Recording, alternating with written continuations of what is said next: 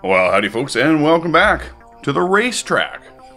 Back when I was a kid, slot car racing was extremely popular with the masses. Heck, it's been popular since there was racing cars to model. Some of the first commercially available cars were made by the Lionel Company. You can remember them probably. They made train sets and all kinds of stuff. And they were offering these cars to the public in their 1912 catalog. Yeah, that's right, before World War I. Same year Titanic sank in the North Atlantic. Everyone you knew had a track set up as a kid, out in the garage, the basement, or even on the living room floor until their parents tripped over it one too many times, and then they'd banish it from their sight back out to the garage or the basement or wherever. These days, slot car racing is still a very competitive hobby, with large clubs around the world competing, even if it's not quite the hit with the general public like it once was. Video games and the shift towards all things digital kind of killed off a lot of the physical hobbies for most youth, but they do survive and thrive with large segments of the population still.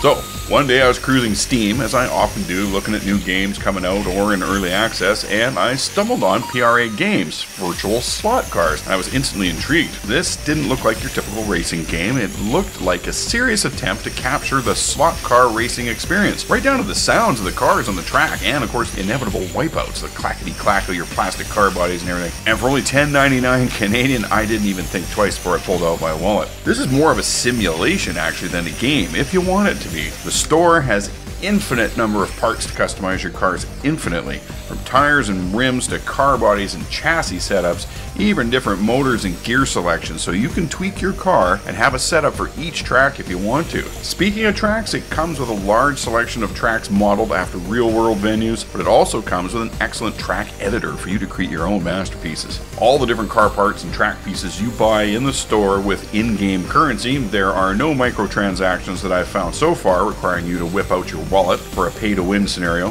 This game is still early access, and there are likely a lot of changes and improvements to come, one of which I'm hoping is better modding tools, as I know there will be people out there who will invest their time and energy into adding content to this game. In a discussion I had with one of the developers, it was mentioned that the immediate goal is to get the game completed to a club racing level. But after that, if there's a call for it from the player base, they'll look into other features like mechanics for unusual track configurations, stuff like this. As an example, I've always loved spiral track towers, but these are not part of the club racing track environment, so things like this will have to wait. There are both single and multiplayer modes. Single player is versus AI players, and they are both good and bad, so there's a mix to play against. Multiplayer is an extremely exciting idea for this. You can have up to 8 players at a time, but right now multiplayer is a bit of a ghost town. If any of you pick this game up and want to do some multiplayer, I will make time for that. That's how much I like this game. If you want to know more about physical slot car racing, just go to YouTube and type slot car into the search, and you'll have more things there to look at and you can possibly watch.